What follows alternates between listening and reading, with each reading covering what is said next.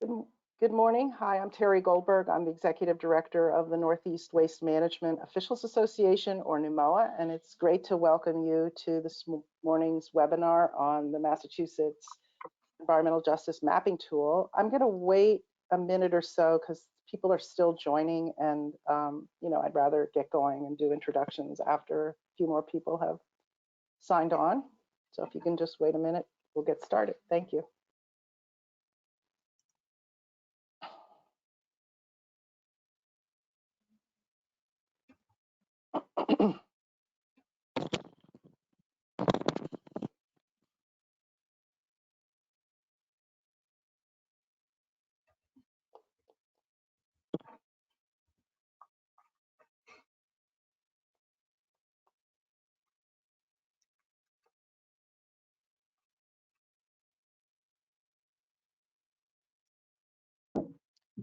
So good morning, everyone. My name is Terry Goldberg. I'm the Executive Director of the Northeast Waste Management Officials Association, or NUMOA, and I want to welcome you to this morning's webinar on the Massachusetts Environmental Justice Tracking Tool. This webinar sort of came out of some discussions of a NUMOA work group called the Environmental Justice, it's a regional environmental justice work group, and it includes representatives of the environmental agencies from, the 8 Northeast states. We also work in this work group with our colleagues at NESCOM, or the Northeast States for Coordinated Air Use Management, our air quality sisters, and our colleagues at the New England Interstate Water Pollution Control Commission, or NUIPIC, and as well as NERC, which is the Northeast Recycling Council. So it's really a collaborative effort, and it brings together leaders in environmental justice in the state, environmental agencies in the region. For those of you who may not be familiar with the GoToWebinar platform, we're going to have all of the participants muted until we get into the Q&A discussion after the presentations. We're going to hold questions till after the presentations. Nevertheless, you should see a row in your control panel. It's a gray row to the bottom. It says questions. If you want to post questions, which we strongly urge you to do, I will continue to monitor the questions throughout the presentations. To post a question, if you look on the control panel on the right side, you'll see a square with a dash through it. If you click on that square, it will blow up that feature and you can type in your question. You can also send messages through chat, although I'd prefer that those be more about, the webinar logistics or any issues you're having that we may or may not be able to solve with the, with Wi-Fi or whatever the logistics are that you may be struggling with. Excuse me, I have a cold. In any case, so please post your questions. We really want to have a lively discussion toward the end of this morning's webinar. Those are the main features. If you want to raise your hand, particularly during the question and discussion period, if you click on the attendees box or row, the little box on the right side, you'll see that you can see a list of who's attending today's webinar. And if you click on the little hand icon, which is in the 3rd row from the top, you'll see it in the middle of the panel. That's the raised hand feature that we are all familiar with now, given all the virtual meetings we're doing. And then I can call on you and unmute you, and then we can hear your question or comment. So let me introduce our presenters today. This is going to be an actual live presentation. It's not going to be like a PowerPoint presentation. They're going to be demonstrating in real time the tool, and that's going to be great. So our first presenter is Glennon Barrison. She's an epidemiologist in the Massachusetts Department of Public Health Bureau of Environmental Health's Environmental Epidemiology Program, and is the principal investigator for the Massachusetts Environmental Public Health Tracking, EPHT, a new acronym for me. Glennon graduated with a Master's of Public Health from Tufts Medical School and a Master's of Science from the Tufts Friedman School. Thereafter, she was a U.S. Environmental Protection Agency Research Fellow with the Association of Schools and Programs of Public Health. Since joining DPH in September of 2015, Glennon has focused on collaborative efforts and data tools that increase the utility and data utilization of EPHT, and that expand the reach of EPHT technology across Massachusetts Department of Health. She's increasingly excited about the amazing potential of EPHT as a resource for local environmental and community health planning and practice. Our other presenter that's with us this morning is Sharon Lee. Sharon Lee is a senior environmental analyst at the Massachusetts Department of Public Health, Bureau of Environmental Health, Environmental Epidemiology Program. Sharon earned a Master's of Public Health as a community scholar from Boston University School of Public Health.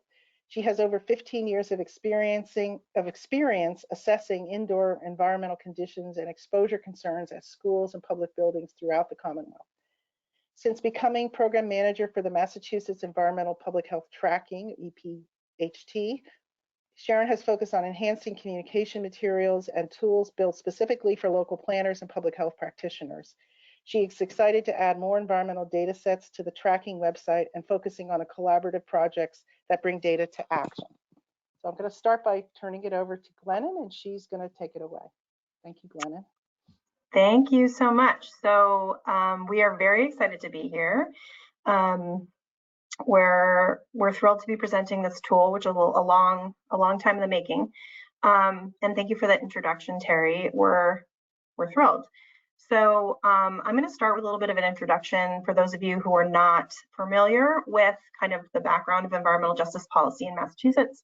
And then I'm going to turn off my camera and share my screen. Like Terry mentioned, this will be a live presentation, so bear with us with technical difficulties.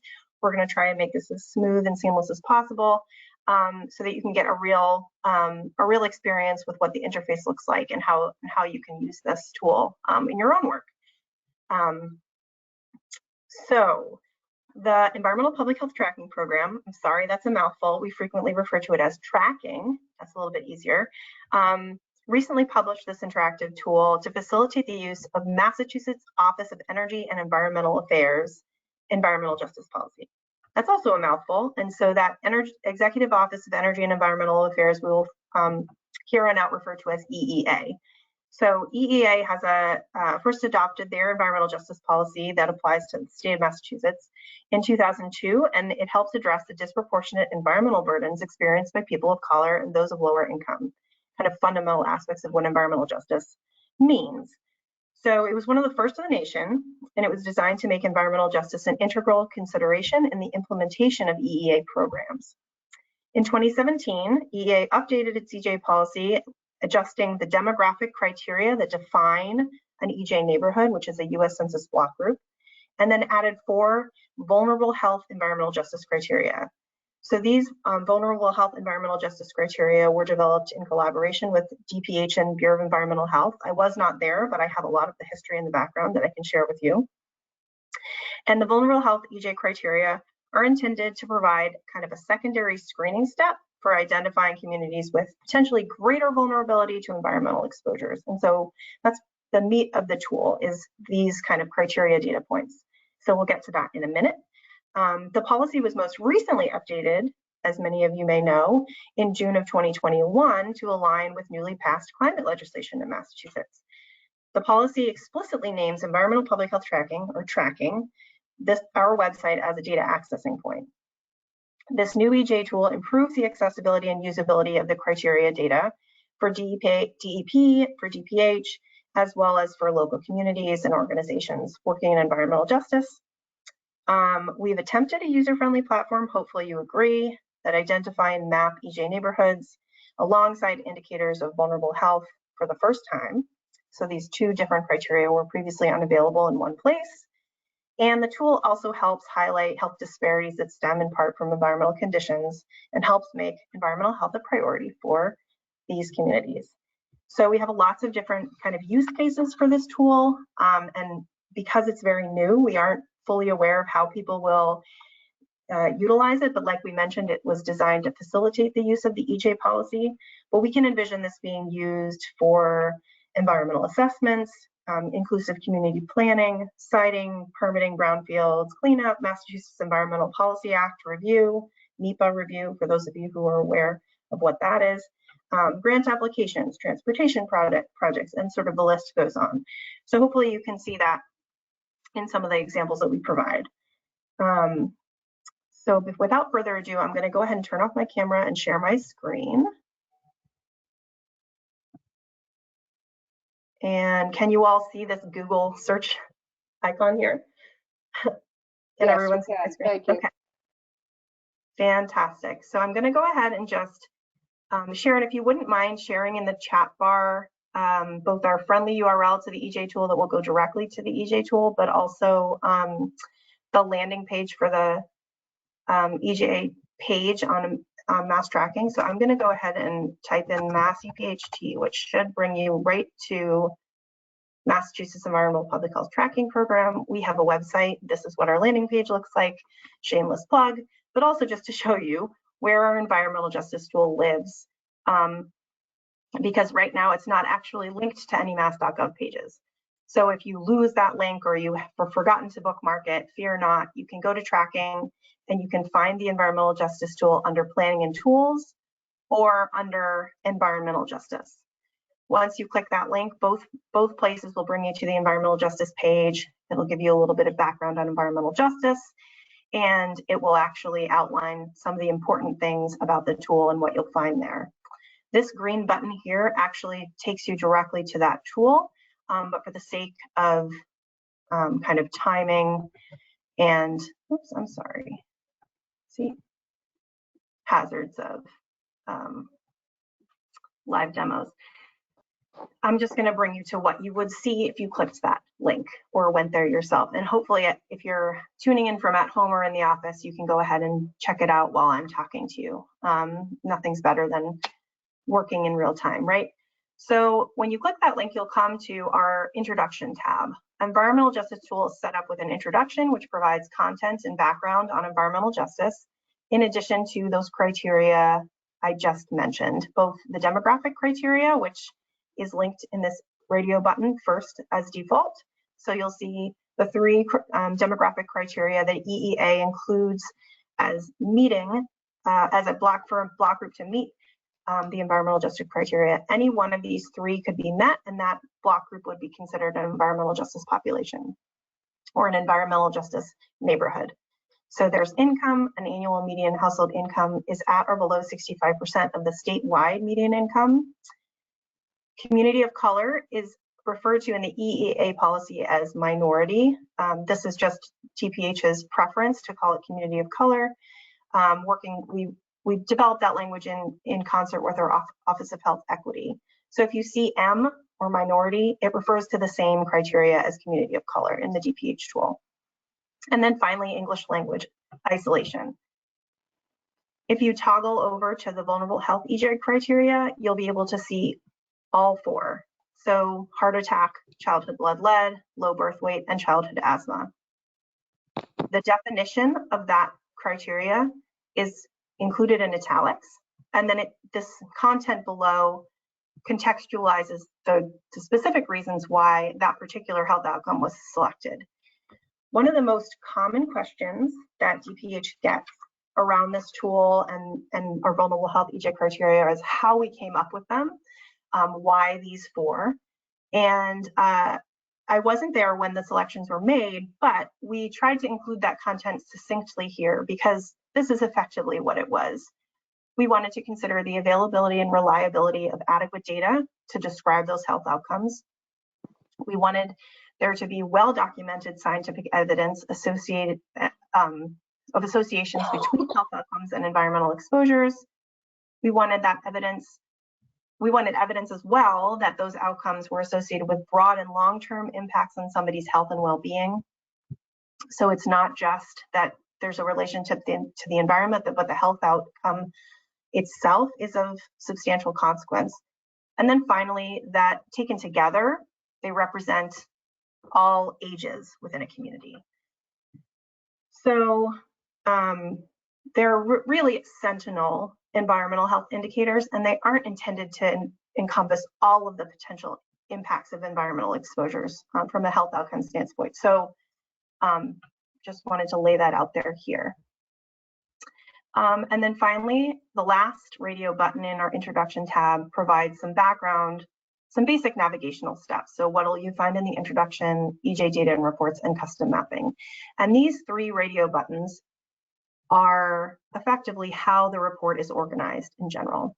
So moving on from the introduction, I'm going to go to the EJ data and reports screen, which is sort of the heart of our interactive tool.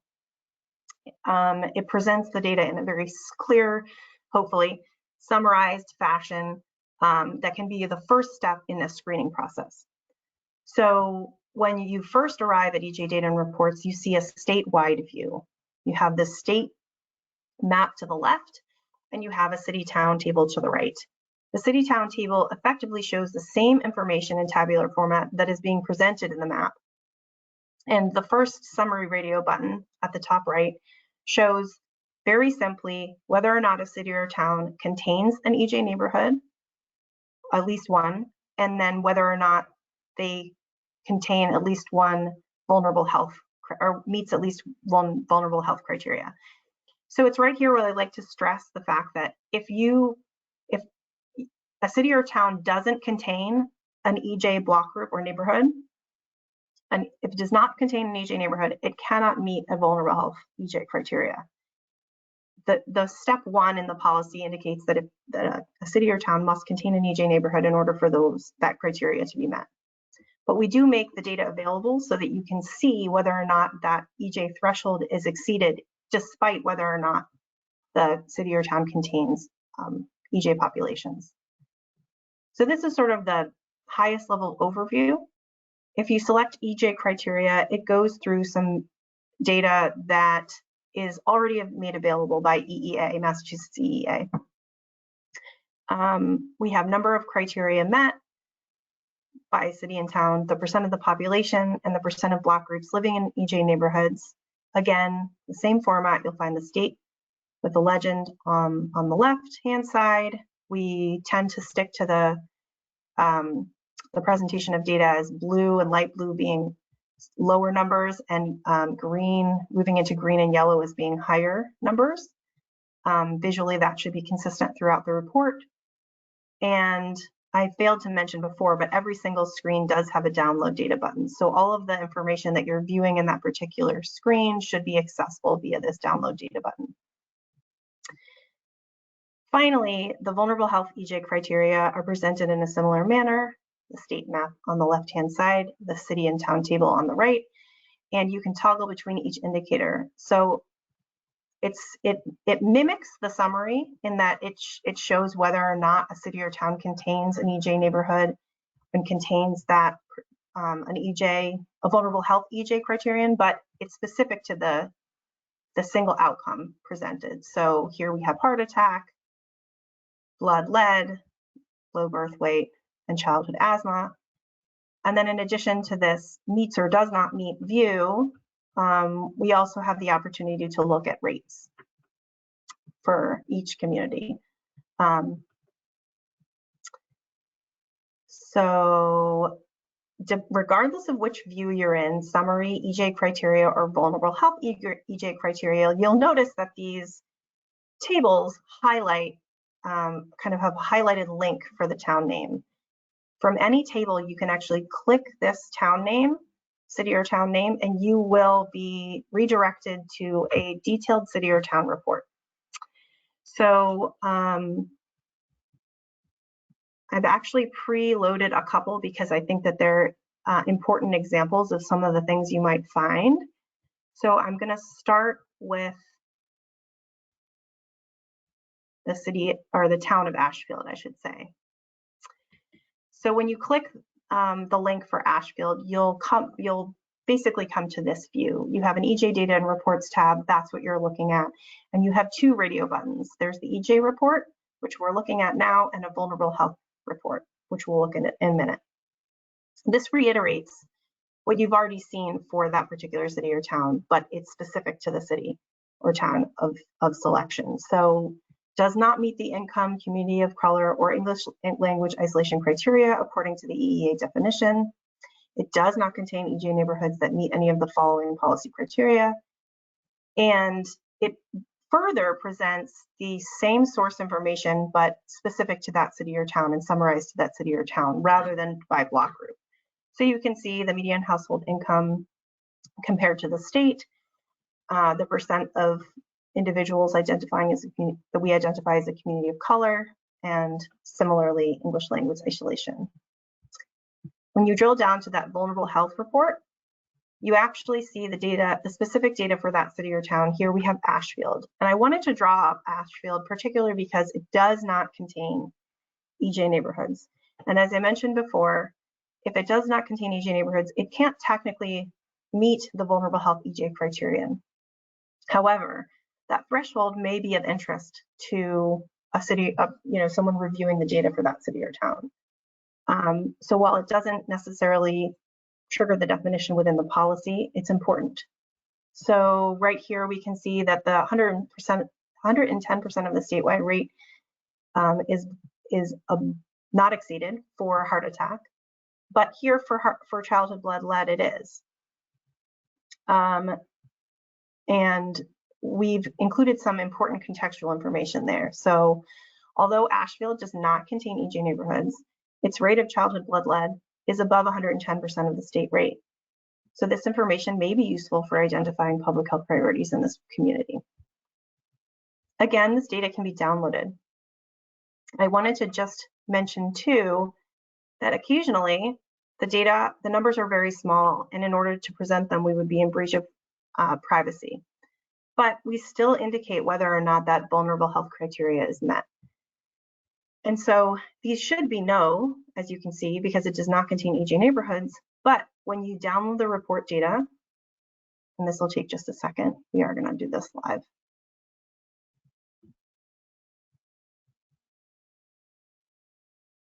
Excuse me while it opens up. You can actually review this information if you have the wherewithal. You can find specific census tracts data, because we do have census tract data for low birth weight and childhood blood lead, I should have mentioned. Heart attack and childhood asthma are administrative hospitalization and emergency department visits data, and that unfortunately is owned by an external entity to DPH, and they do not make available geocoded information below the city or town. So we don't present that information for those indicators. But you can see that we have in this column V a greater than 110% column. So there may very well be, as we know, years of data for particular either census tracts or for the community as a whole that meet the criteria, but just as a threshold, not actually triggering the policy definition because it does not contain environmental justice neighborhoods. So I hope that that wasn't too confusing and helped kind of reiterate that point. So in one final example, before I pass this over to Sharon, who's going to go through the custom mapping component, I wanted to pull up one more community, and I'm going to kind of tee up the scenario. So here I pulled up the city of Brockton. The city of Brockton does meet all three of the environmental justice criteria, and it summarizes it in the same way you've seen for Ashfield. And again, you can see that Brockton exceeds 110% of the state rate for not just 1, 2, 3, but all 4 of our vulnerable health EJ criterion. And not only that, but has met it for the last 5 years. So it is important too, and you saw this with Ashfield, that particularly for smaller communities, these, this threshold may be exceeded and not exceeded within a given time frame. So there is some change that's expected over time.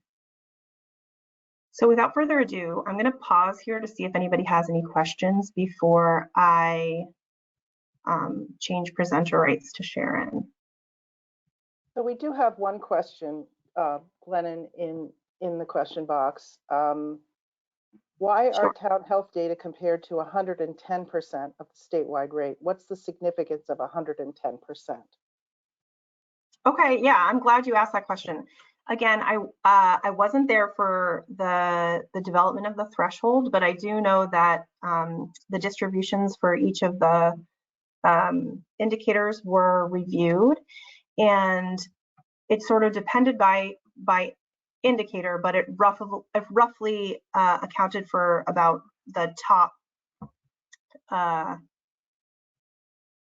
want to say quartile. I don't have the exact numbers off the top of my head, but it effectively, statistical significance was probably too conservative of a measure. So we were looking for a meaningful threshold, and for simplicity's sake, it was consistent across indicators. And that's sort of my understanding, is that the people involved in defining that threshold looked at the distribution across indicators and came up with a consistent, simple enough threshold that included what seemed to be an elevated rate across the state. But that's a really good question, because there's a lot of different ways that you can slice and dice the data. Are there any other questions before we move on? There's no other questions in the question box. If anyone wants to raise their hand, I can unmute you, and that you can find under the attendees row. If you click on the square on the right side with the slash through it, and you'll see in the third row from the top that in the middle, there's a little hand icon. So if you want to ask a question that way, you can indicate with your raised hand. But I think, Sharon, if you're going to, take it away, we can move on. All right, sounds good.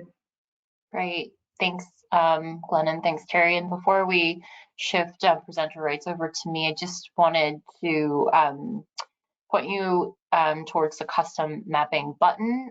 It's at the top of the page, and it's located on each of our individual report views. So that button will take you to the custom mapping interface once you click on it. So for this module, I will be presenting my screen view. If Terry, you could just switch over presenter rights to me, that would be great. And I'm just going to turn off my camera for bandwidth purposes. Sorry, Terry, I just swapped it over myself. I didn't realize that she was going to ask you to do that. Okay, that's fine. Okay, so I hope you're seeing my screen. So we can see the screen that says custom mapping on the top, toward the top left side of the view. That's your screen, right? Yes, yes. Okay. So this is the custom mapping component, and I just want to draw your attention to the map how to button. If you click on it, you'll notice this helpful sort of static image that cues you to some of the functions and features that are available as part of our mapping product, namely points out where the search bar is. Which is pretty helpful if you're trying to locate a specific project or site. We often suggest people use the map in full screen mode just simply because you can zoom in and get a better view of the module itself. And of course, from this sort of circular drop-down button, you can access some of the other features that are important if you're trying to look at different data layers that are available that we've added or made available as part of this mapping module, to change the base map, to print, or to look at the data sources. So I'm just going to do that right now, pop that out, and you'll see that it loads pretty quickly. The data layer that is pulled up immediately is the EJ criteria met by census block group for 2020. So this is the EJ policy definition for that EEA has developed. One thing that I often do is just change the base layer. I like to use one with a little bit more information or relief, and so I'll just select that, and that'll give you an easy way to change that information. Again, to orient you, this drop-down layer allows you to select the different layers that we curated, and we've had the assistance of EEA and CEP specifically in helping us decide which layers we wanted to include here. So in addition to the EJ definition and political boundaries, including, census tract communities, counties, etc., that are available through MassGIS. We also have the older definition, so the original 2010 definition for environmental justice neighborhoods. We have also aggregated to the community level. We have the vulnerable health environmental justice criteria for each of the 4 health outcomes Glennon mentioned at the community level, but as Glennon also stated, we have low birth weight and elevated blood lead at the census tract level. Additionally, we've included the redlining maps, a number of Mass CEP regulated or otherwise designated styles of sites. We've included some flood-related data layers. So if you click into the folder, you'll get a larger sense of what we've included, including the different hurricane evacuation or categorization data layers. And we have a number of points data sets available, including schools, libraries, and other municipal buildings, as well as a number of different hospital categorizations. We've included some road infrastructure information, some public transit data layers, and you'll see towards the bottom some additional information for energy generation supply companies. These data layers are largely sourced from MassGIS. So if you're interested in learning more about the original, the publication date, I encourage you to go back to either the MassGIS site or just by looking in this data folder, which when you click on the appropriate link will blink you out into the MassGIS world, and you'll be able to see the publication date.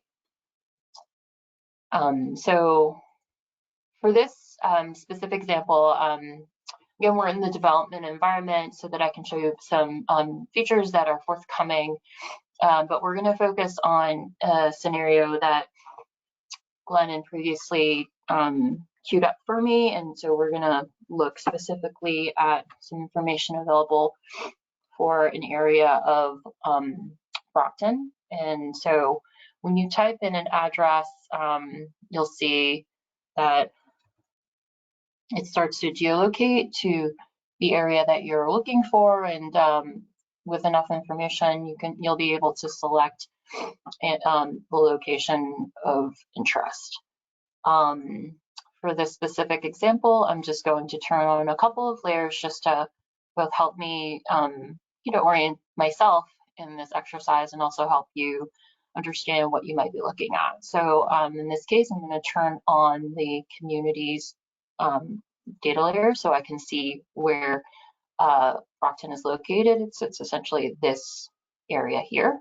I'm also going to reduce the transparency, so the opaqueness of the EJ criteria met, so that when I turn on additional layers, I'll be able to more clearly see information, other information or data layers that I'm adding on. I'm also going to be focused on presenting low birth weight in this instance. So I'm just going to open the vulnerable health EJ folder at the census tract level and turn on those layers that I'll be looking at for low birth weight. And additionally, we're going to be taking a look at some DEP facilities. So we'll turn on major air and waste facilities, as well as 21E and Tier 2 facilities.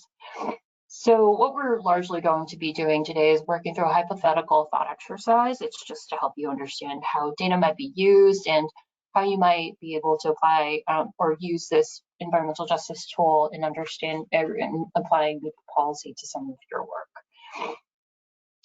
So in this case, if you take a look at the information available on the legend here, we're largely going to be focused on this census tract here, where we have low birth weight rate that is statistically significant. And so one way to really understand the data that you're looking at is just to click into the track itself. And so in this case, when clicking into the screen, you'll see there's a pop-out on the right-hand side with a number of tables that you can scroll through. In this case, it just shows all of the information that's selected in this particular polygon. So we know we're looking at the community of Brockton.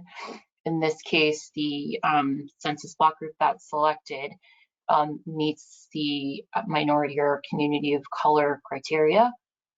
We are looking more focused on this census tract. So I do want to point out that this census tract contains two different block groups, one that meets the community of color criteria and the other one that meets both community of color and income. And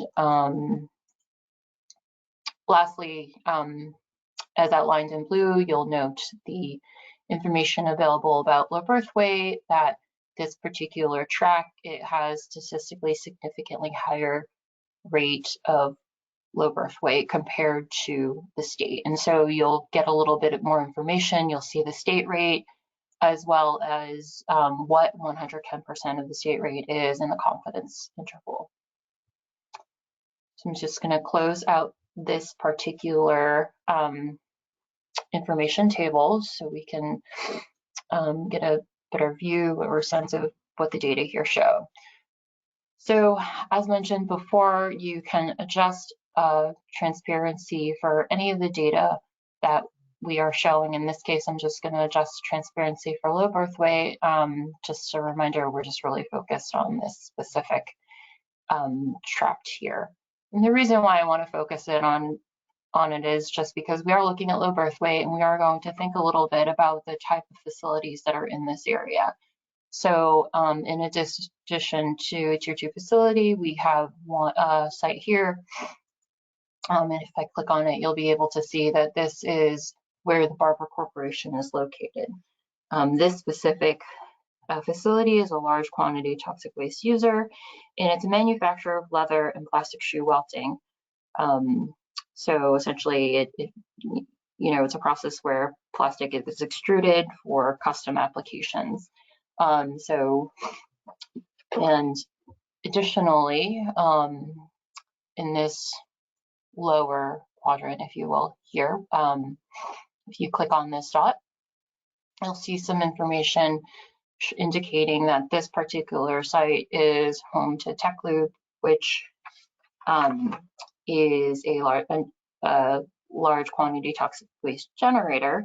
As the name might indicate, this is just a shop that provides oil changes and maintenance services. If you're familiar with Brockton, then you might know that this main road here, North Main Street, is a well-traveled thoroughfare. It is otherwise known as Route 28, and it cuts across a major, central part of Brockton. Some additional information is that over here we have a little bit of green space, and moving from left to right of the screen, there is a significant elevation change whereby the elevation is a little bit higher on the left side, and we drop about 70 meters into around North Main Street where a valley is formed. So this type of information might be important if you want to think about prevailing winds and the potential for vehicle emissions, and even the potential for emissions from these two particular facilities might be trapped if there are stagnations or shifts in winds. And so, as you can imagine, between solvents, petroleum distillates, and other processes that are creating odors and releasing volatile organic compounds, in addition to the vehicle emissions that might be generated just in vehicles, that these can represent sources of exposure for the people that live in this area. And largely in this neighborhood, it's a lot of rental units, and also there are some low-income multifamily housing units as well. And so this type of information might help us really think about what the exposures are, and also think more about what those impacts are, we do know, or literature does show, that there is a connection between low birth weight and exposures of this sort. So, that's really why I've sort of cued this example, just to show in the intersection of environmental justice designated neighborhood, as well as one where there is where the neighborhood, the census tract is also a vulnerable health environmental justice neighborhood. And just to give you an idea of how you might be able to use both the environmental justice criteria and the health data that we provide. One additional feature that I do want to show you is one that is important for understanding policy, and that's specifically the 1 mile and 5 mile buffer feature that we're working on currently testing, and hopefully will make available soon. So again, this is in the testing, or this is in our development environment. This particular tool isn't yet available, but we do want to provide you with the opportunity to see how it works.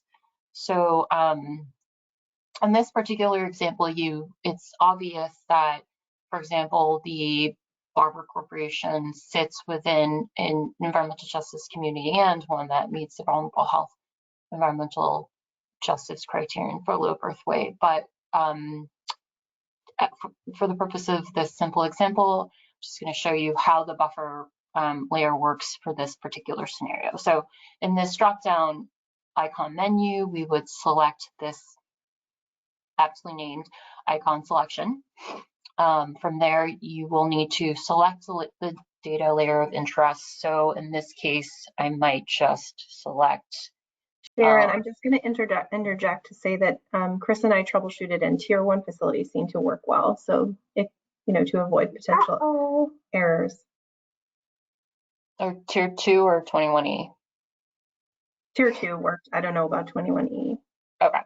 So you select the layer of interest, and from there you'll be able to select one of these options. This is just the pointer function, and more specifically here, we're looking at a buffer distance. So you select the circle option, you set your parameters. In this case, we're just going to adjust it to a 1 mile radius, and I'll be able to essentially click on the point of interest, and what you may not have seen immediately, although if I zoom out, you can see that there's an green circle that appears, and it selects all of the facilities that are within 1 mile of this radius. From there, a table pops up at the bottom, and so you'll be able to review the information. And what more likely you'll want to leverage is this feature to export the file as either a CSV or Excel file, or you might want to export it as a JPEG file, user's choice. But what's important is that if you want to be able to capture all the facilities or additional information that you want to draw the 1 mile buffer for, you'll have to select each of these layers and do this sort of draw buffer export exercise individually. And once you exported all the appropriate data layer, if, say, example, in a CSV file or an Excel file, you'll be able to compile the data into a single file for your own use and purposes. So that's just one way of using this particular buffer tool, and then using an example of an obvious choice of some site sitting squarely within a defined EJ neighborhood. But as is most cases, you might not always be sure that a site sits within or it sits within proximity of either the 1 mile or 5 mile distance. And so I'm just going to start with a different example now, and we're just going to focus on an existing site in Templeton. So I'm just going to type in the information into the search bar here, and takes a little bit, but usually the information shows up. So here, showing 51 Main Street, Templeton in Worcester County. So it'll zoom to that point. And you know, this is the point we're looking at specifically. And in this case, maybe my objective is just to really determine whether or not this particular site, which is where Seaman Paper Company is located. So it is it holds an air hazard permit, sits within a 5-mile radius of an EJ designated census block group. So I'll, you know, instead of turning on a number of layers, we're just going to do a simple selection on the EJ criteria met data layer, and we're just going to follow that same step process that I previously described, selecting the layer of interest, selecting the buffer option, selecting miles, and inputting the distance value of 5. Once all that information is entered, I'll be able to click on the point, and indeed you can see that this particular site, the Seaman Paper Company, sits within 5 miles of a number of different block groups that have EJ criteria designation. So that's you know, a fairly quick demonstration of our custom mapping, and soon to, you know, upcoming advanced feature for our 1 mile buffer. I'm just going to pause here to see if anyone had any further questions about the custom mapping itself before we transition over to a more of a discussion. So thanks, Sharon. I don't see any questions in the question box, and I would urge folks to ask questions. I did have a few questions. One is, you listed on these data layers federal facilities. Is that Superfund sites, or what federal facilities are you talking? Are they like military facilities, or I thought I said something about federal facilities or something like that. Yeah, EPA facilities. Is that that's TRI and is that Superfund as well? Or I'm sorry, could you say that again? It looks like now when you clicked on it, it's TRI sites, but is it also Superfund sites, or does that show up somewhere else? I don't believe that that's been mapped before. We are essentially pulling in facilities data that are available on MassGIS, and okay. Certainly that's something we can talk with. I believe I saw Tiffany on this call too. I think there are interests in including additional EPA sites and facilities, and we would probably need to work with MassGIS to get those geocoded before making them available. You know, GIS would need to create the layer, and then we'd be able to pull in the data layer. Okay. Thank you. One thing that I was interested in is none of the health criteria that you've listed are associated with cancer. And, you know, we think a lot about cancer when we talk about environmental health effects. Is that because of the data quality problems, or lack of, you know, inadequate data, or it just wasn't something? I can take that on, and apologies for the background noise, everyone. Bad timing. My daughter, who's 1.5 years old, woke up, so she might say some things. So cancer is a tricky one, and I know our science deputy director's on the line, and she probably may have other thoughts as well, and you could certainly follow up with us, because this is not my area of expertise in particular, but cancer does come up as a question quite frequently. Part of the problem is there are very small numbers when we're talking about cancer cases, and generally speaking, cancer is something that is developed over long-term exposure, so it's difficult to pinpoint, you know, and we don't have historical address information for the cancer registry. So the associations aren't always sort of a one-to-one. I mean, and that's true for some of these other, for heart attack as an example, but that's an acute event as well. And there's lots of different cancer types. And so coming up with kind of the appropriate indicator can be a challenge in that way. So kind of a combination of those things, small numbers, various cancer types and long-term exposures and difficulty tracking. Those are some of the reasons why we have steered clear of a cancer indicator. Elisa Fraser, the director of epidemiology, has spoke at length with some of the folks working on cumulative risk assessment. And so I think we've documented decently well kind of a longer, more detailed answer to that question. And I would be happy to point you all in that direction and provide a more detailed answer if that's not sufficient. Is there somebody you want me to unmute who you said had joined us to? Oh, no, that's okay. I don't want to put her on the spot necessarily. Okay. All right, we do have another question. Hold on a second. It's from Christy Herzer. Great presentation, thank you. How long did the mapping tool take to come to fruition? That's a great question. So I would say, started working on prototyping and developing this in the summer of 2019. And the version that you're seeing is not the same version that we had originally storyboarded. In some ways, COVID in 2020 was a good thing. We were able to really focus on getting comments back and get this reviewed. And so we actually published this in late August, and this is still a work in progress. We are routinely collecting feedback, and we encourage you to reach out to us if you have feedback. But so we debuted version 1 in August, and shortly after the EJ policy was updated, we debuted version 2 in October or so.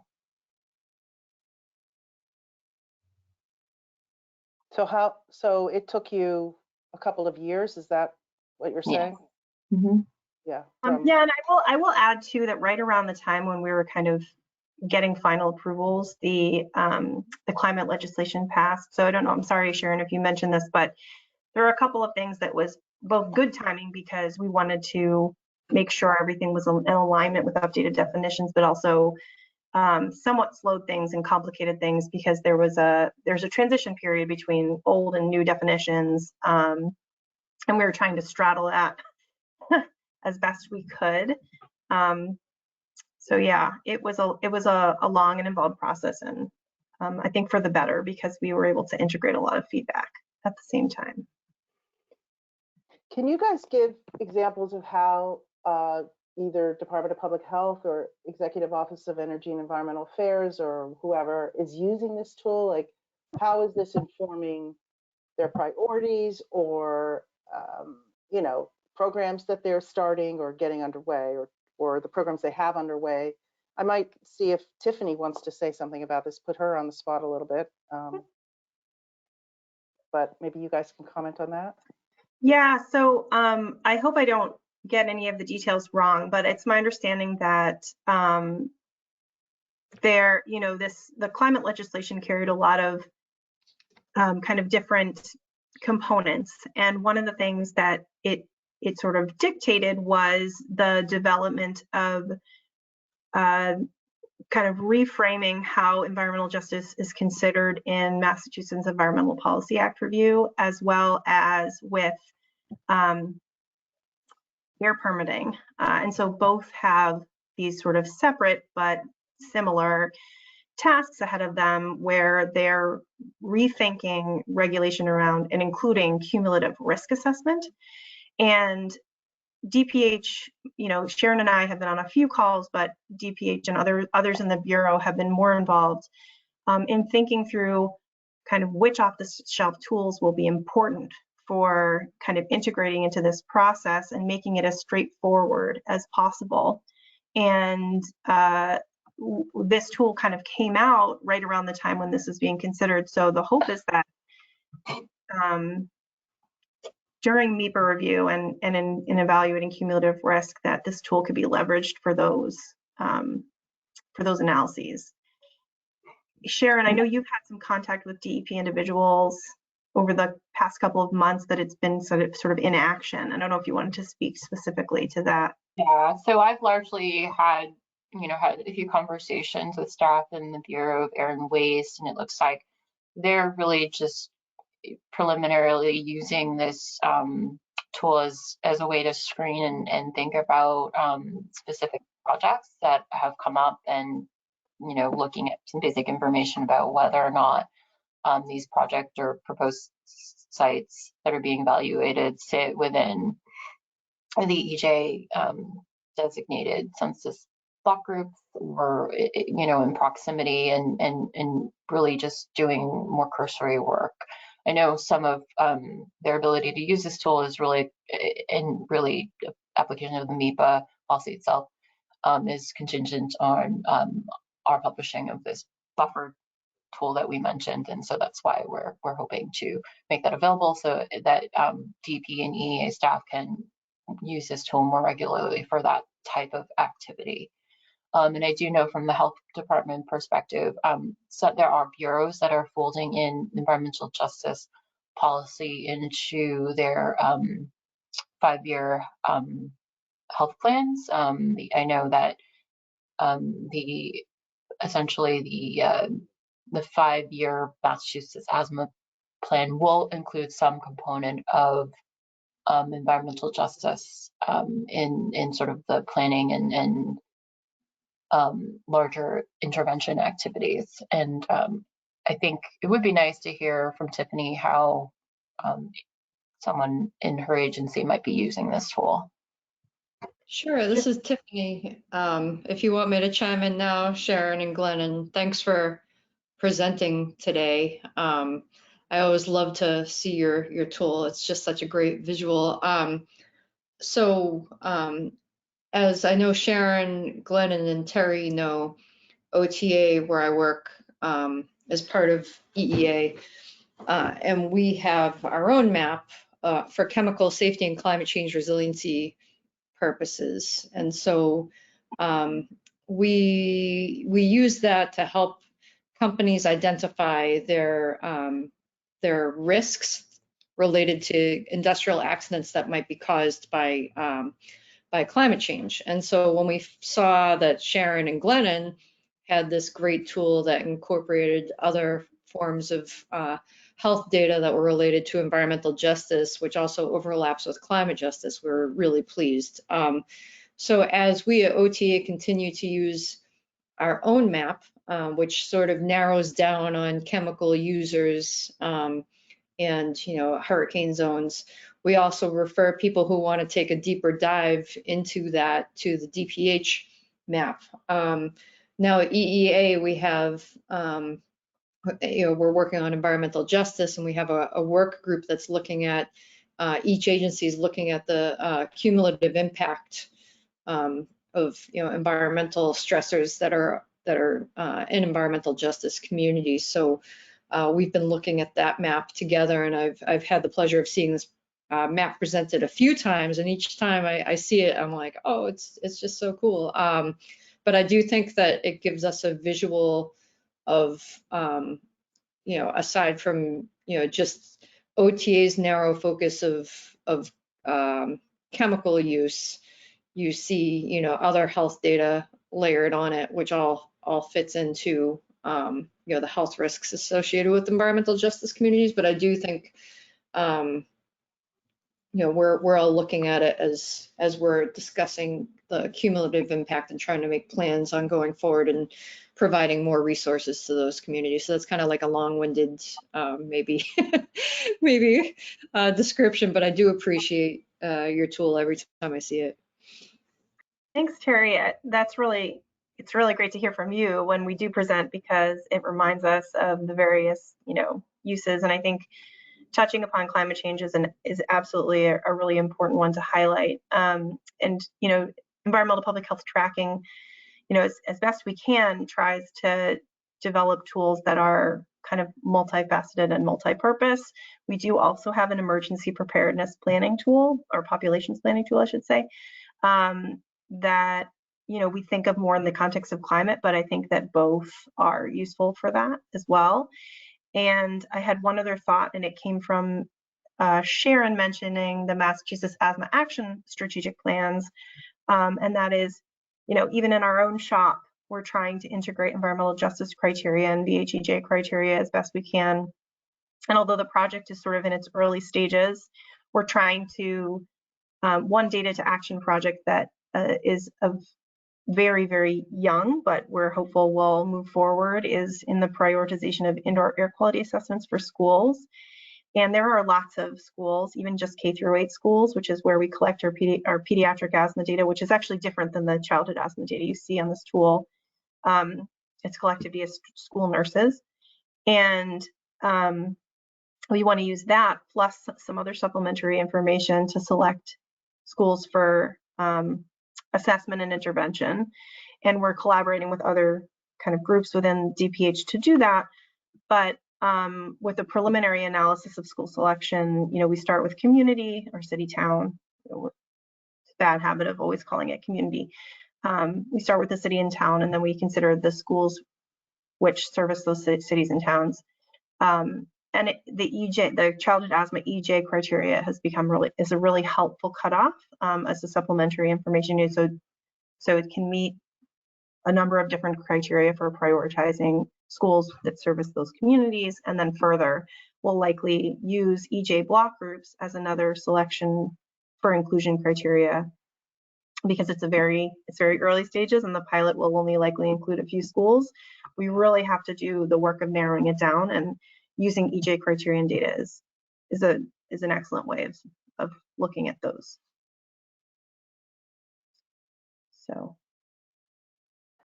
So folks, if you guys have any other questions, I don't see anything else in the question box, and I don't see any raised hands. I had a question. I know that Massachusetts is looking at, or is doing a lot of monitoring for PFAS in drinking water, among other, media.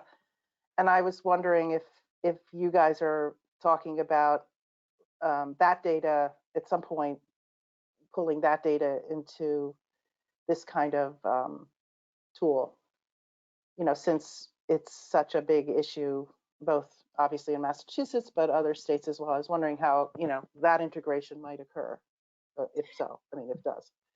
That's a really good question. And as far as I know, and I can hand it off to Sharon in case she has other insights, that specific conversation hasn't happened yet. There are so many different data layers and data sets that could theoretically be integrated into this tool, or kind of one-off tools that could be built around various data sets.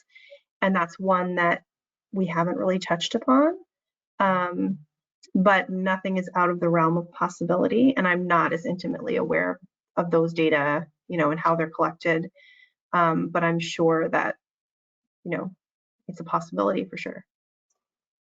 Yeah, I would add that, what Glennon said is correct. And there is possibility of really just for us to add the data layer for any of the existing data sets that we have. We largely have more air monitoring and modeled data available at this point, and we do have some for drinking water, and we're updating that data set now. So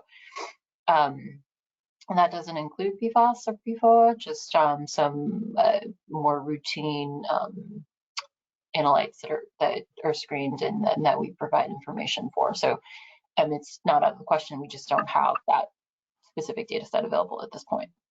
Okay, great. We do have a question from Jamie Bates. Do municipalities use this tool? Jamie's been seeing grants incorporate EJ into applications and projects. Curious if this is being used to support resources needed at the local level. We hope so. We had heard when we were pitching kind of the development phase to, tracking frequently, environmental public health tracking has, as a cooperative agreement with CDC, has certain requirements, and outreach and awareness campaigns are part of that. And so we frequently will do trainings, you know, here are our tools, here are our resources, here's what's coming. We also have the state technical advisory group that represents a lot of different public health and environmental health sectors, I'll say. And so we heard from both our STAG, you know, that technical advisory group, and, you know, in one-on-one conversations during events, you know, the last year and a half it's been virtual, that the EJ tool would be of humongous potential and use for cities and towns and, you know, advocacy organizations, because this data isn't easily accessible elsewhere. And so we don't have any kind of reportable public health actions from those groups directly, having it been such a young tool. And we're looking forward to hearing people using the data that way, for sure. Yeah, we did demo the tool to health directors and through our Office of Local Regional Health early on. And so if there's a community that you'd like to share this with, please feel free. If you have a use that you'd like to provide feedback from us, please feel free to email us at our email address, which is in the information section or the introduction section, but also just on the main page of environmental public health tracking. We're always appreciative of any uses, and we'd like to learn more, because that's how we can make improvements to the tool itself. Well said, Sharon. I will add too, if we don't have any other kind of questions that crop up, I have a couple of thoughts that I jotted down. One is I'm losing track of who's asked which questions. And this goes back to Sharon's, like, please reach out. If we didn't adequately answer your questions, you know, we're available and can help direct you to the right resources or provide additional detail. Kind of the cancer question and the threshold, 110% of the state question is coming to mind. So if you're itching for additional information, don't hesitate to reach out and we can connect with the right people or provide longer-winded answers for you via email. And then the other thing that occurred to me is that Terry asked a question about one of the map layers, and Sharon had mentioned that, you know, it's our goal to continually add useful layers as we hear about them, but it's also our goal, and we're very close to making a comprehensive glossary available that sources those data layers in an easy way. And we're hoping it won't be too long before that's up, you know, so that people can really see, they can link back to the source of the layer and the metadata for that layer, because there's not a really clean-cut way of integrating it into the mapping software itself. Well, we've got a new question. It's from Mike Haystry. Has business industry representatives commented on this, or have you shown it to them, or, you know, whatever? No? So you didn't, you know.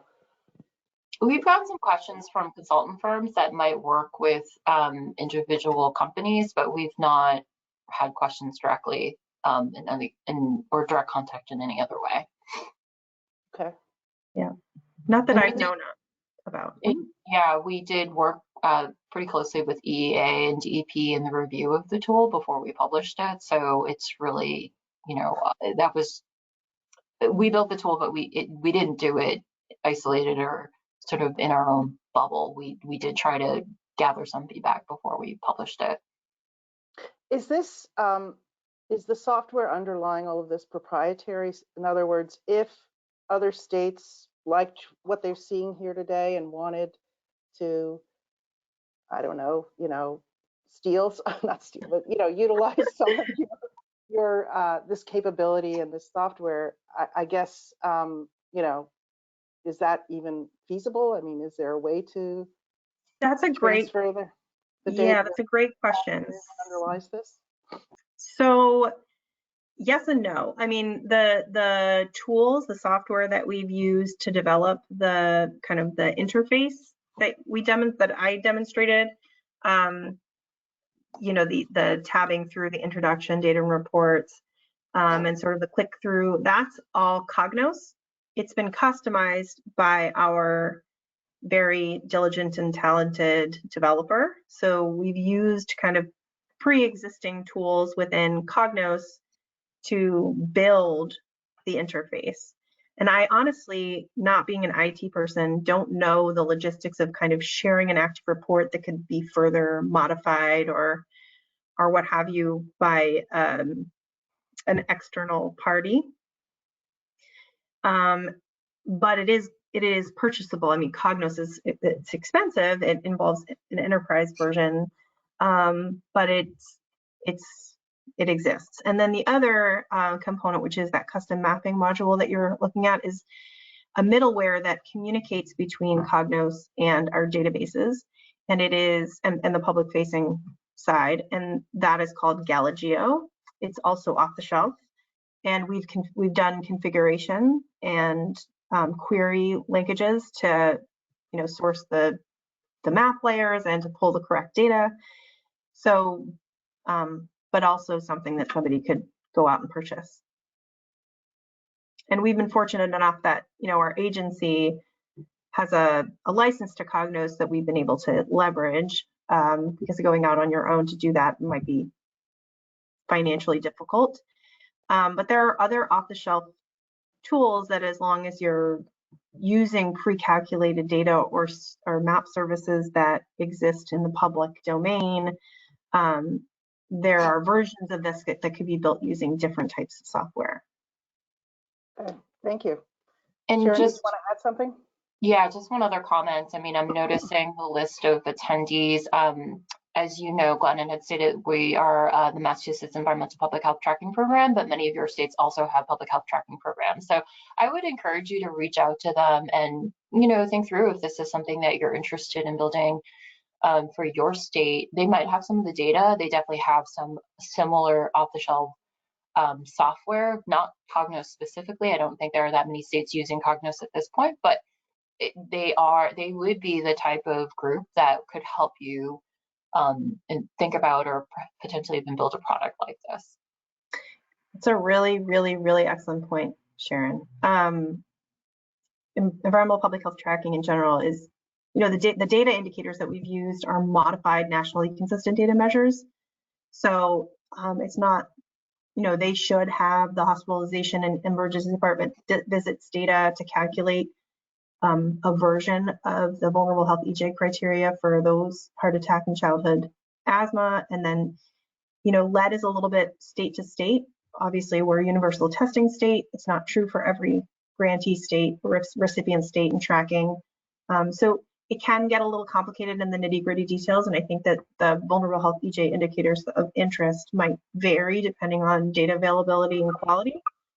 But tracking programs would be very well positioned to help, realize something of an EJ dashboard, or at least point you in the direction of tools that are similar or together could amount to a similar end result.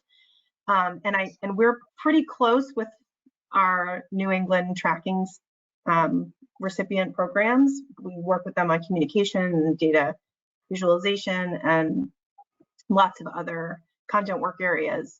I think there are probably some tracking states that are participating in a content work group now with Massachusetts and the CDC on environmental health equity, and environmental justice tool inventory was built to highlight tracking jurisdiction tools around health equity that exist today.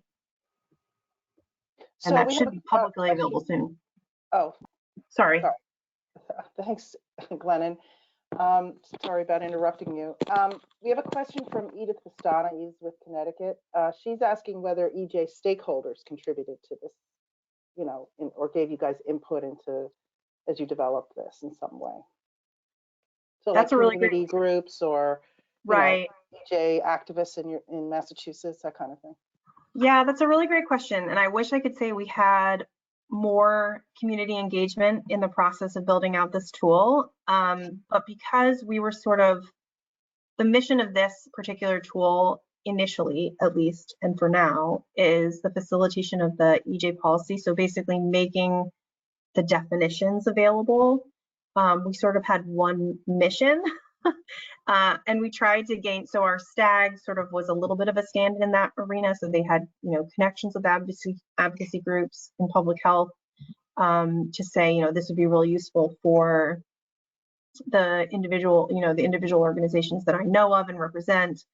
But we could 100% benefit from additional community engagement, additional usability and user feedback sessions from cities and towns and EJ communities themselves. And one thing that we think will help, that maybe this could be folded in like a sort of a self-evaluation and enhancement project, is the creation of one-pager reports for communities that are effectively printable. So instead of this dynamic click-through, you're drilling down to a community, you get all of this data, and or you have this export. It's somewhere in between where you have a static report that describes EJ and vulnerable health EJ criteria for a city and town in a very straightforward way. And then that product could be translated into additional languages, because it's not lost on us that EJ communities, at least one of the 3 criteria is English language isolation. And so we should be making the information accessible in other languages. So the short answer is no. And the long answer is we're hoping to do more of that. Great. Do folks have any more questions? Because I'm not seeing any more in the question box. I will point out to folks, if you can access the chat area, again, you should see it on the gray area of the control panel. There's a chat line or row. And if you click on the, the square with the dash through it, you'll see the Sharon has posted the URLs to get access to the tool there. So that's how you can get those URLs. So I'm just stalling to see if anyone else has any questions. Do you guys have any final comments so we begin to wrap this up? We can give people back 15 minutes of their day. Yeah, we're really excited about this tool. We're glad to have a wrapped audience and people interested in the work that tracking is doing, combining these various disciplines, so to speak. And I guess I would just stress again that we're always looking to improve it and to pass on our knowledge to other groups and states that might be interested in learning from it or reproducing it. And yeah, thank you for your attention. Sharon, do you want to share anything? Yeah, just if you have comments or feedback or questions that you think about later, feel free to email us. For those of you in the state system, you might be able to find this in the state system, but we do have a central email box that we both check. So that email address, which is escaping me, is available on our environmental health tracking site. I have my Outlook closed, so I can't pull it up right now. It should be on our, actually, it should be on our EJ tools. Yeah, it is on our EJ tool page. So yeah, I encourage you to reach out to us if you have comments, questions, concerns, enhancements that you'd like to see.